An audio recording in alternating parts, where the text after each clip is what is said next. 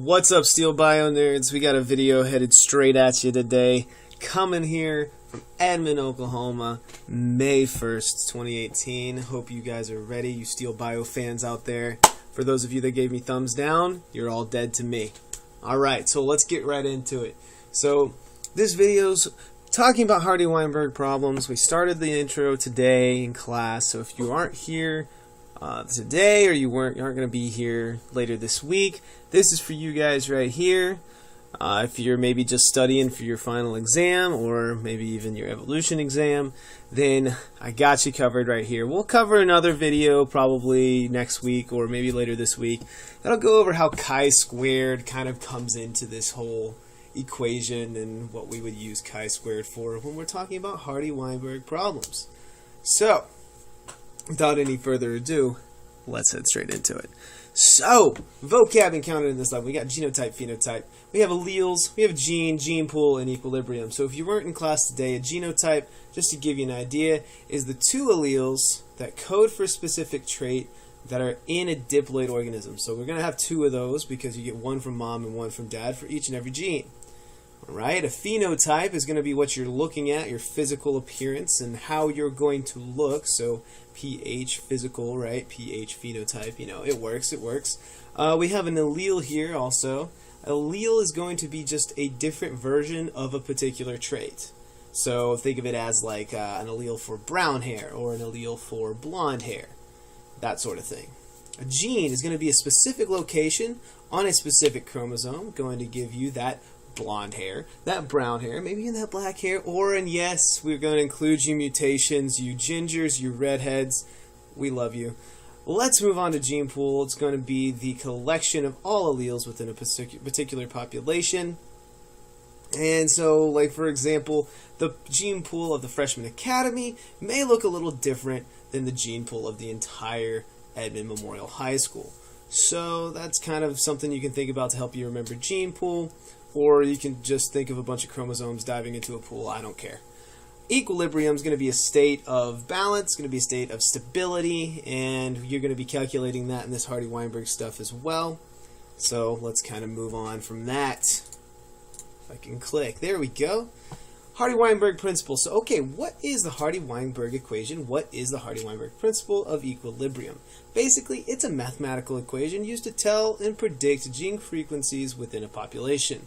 And basically, you can predict gene frequencies. You can even predict allele frequencies. So if you want to know how many people are going to have brown hair within a particular population, there's a mathematical way that you can actually do that and predict that.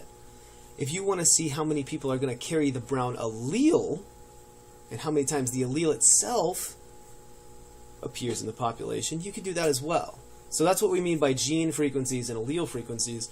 And the tricky thing is, and the thing that's kind of weird about it, is that this whole Hardy-Weinberg principle applies to a non-evolving population.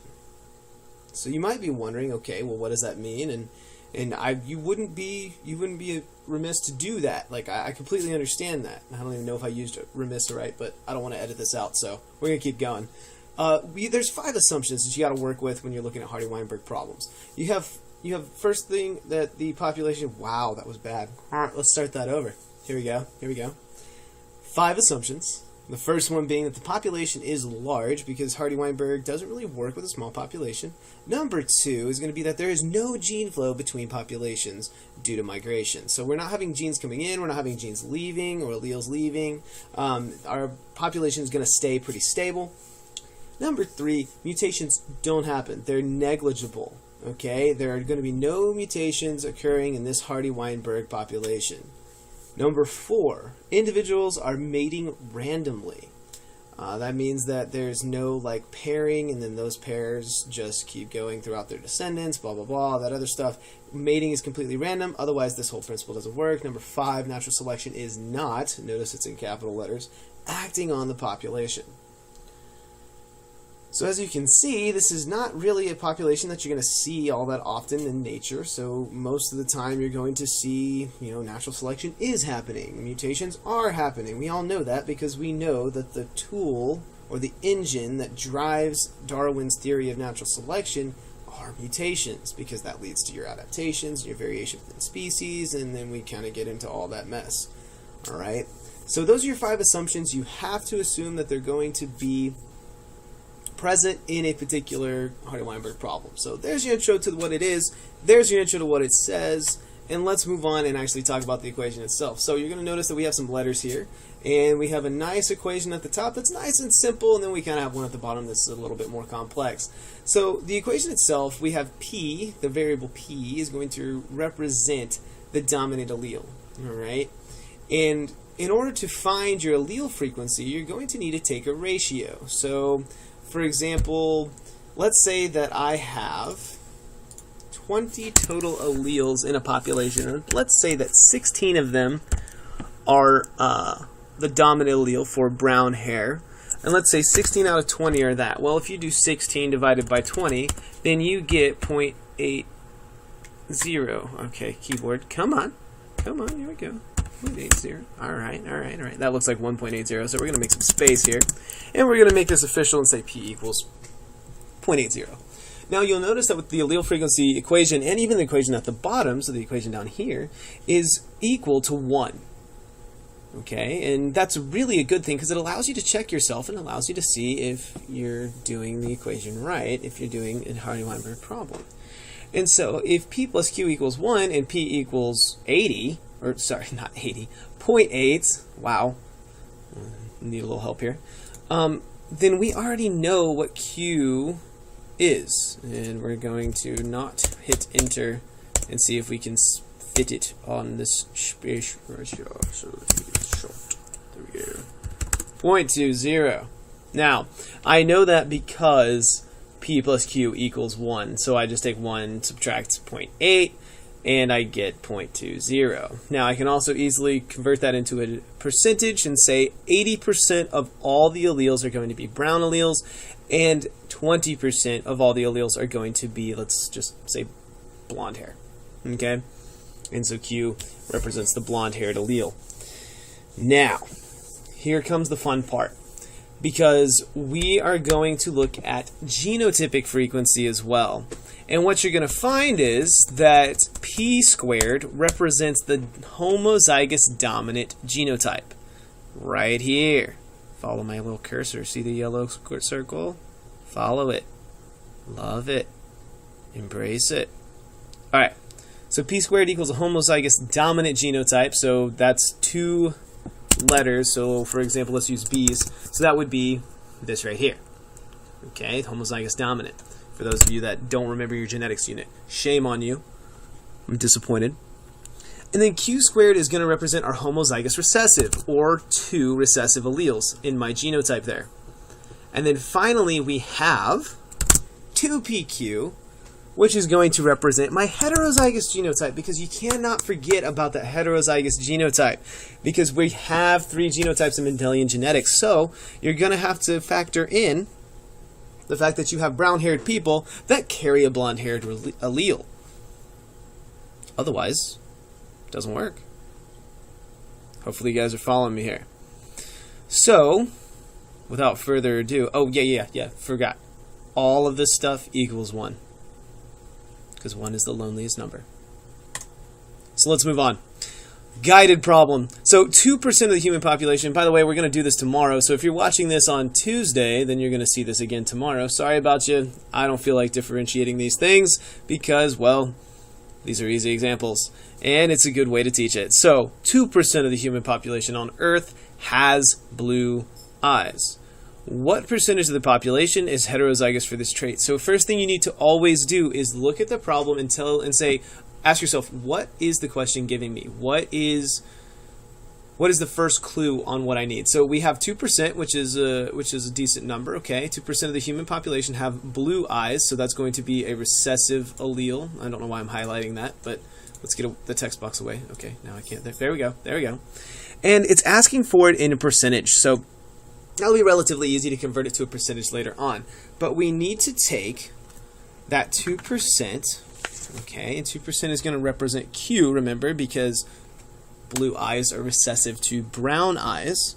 And what we're going to have is 2%. Where's my text box? So let's see. So Q equals 2%, right? But I can't do that yet because I need to see. Oh wait, hold on. I've got this wrong. Cut.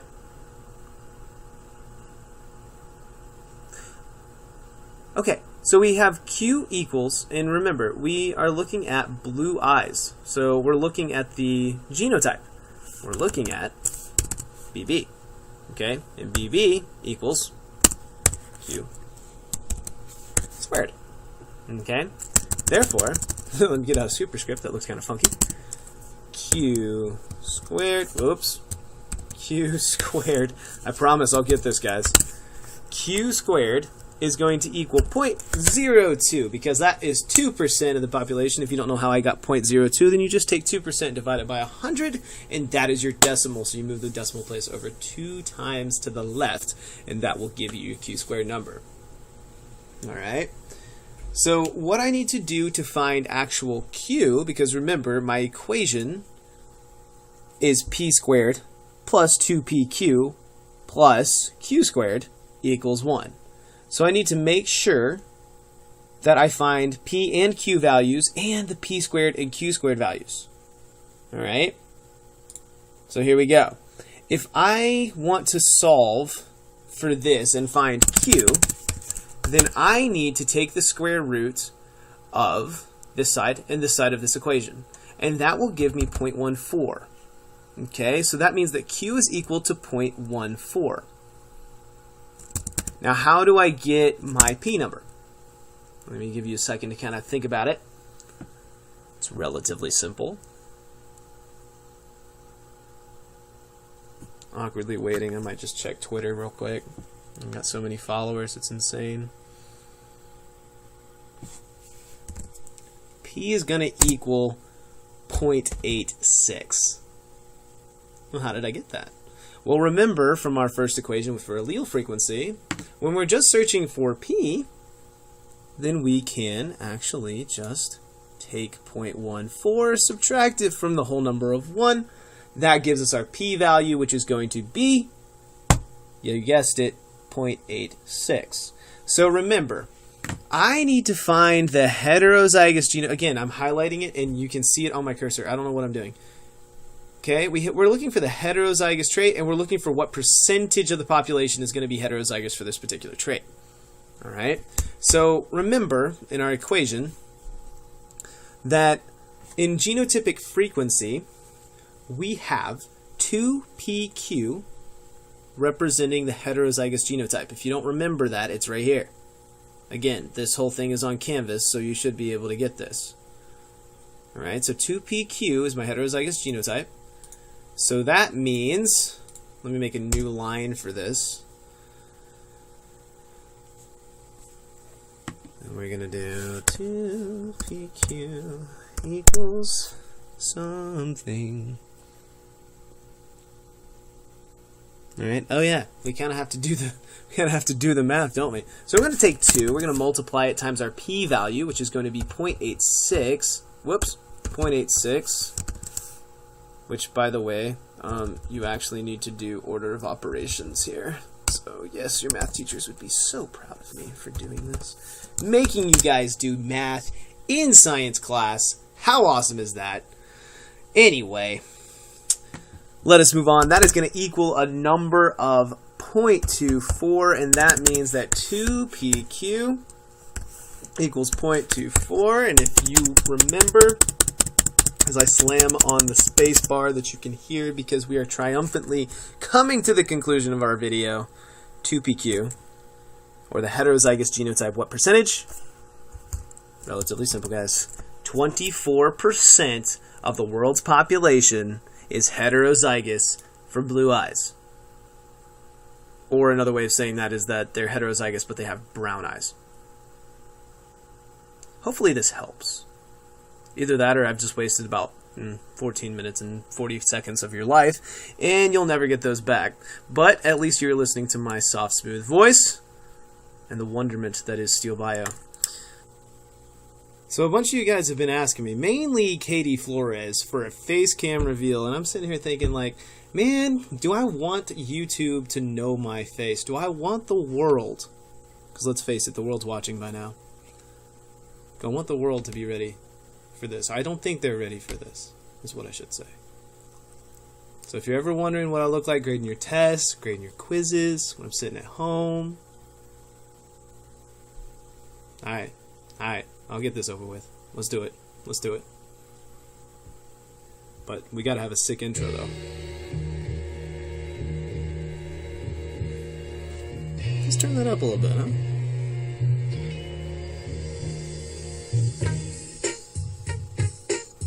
Wait for it. Here we go. There it is. There it is. Yep. Always repping my Edmond Bulldogs. Go Dogs. Speaking of dogs, Rumble's helping me edit the video.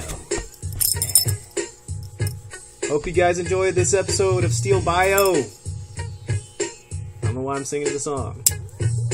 We'll catch you on the flippity flop. See you on the B side. Be safe. Have a good day. Stay calm. Maintain homeostasis. Peace.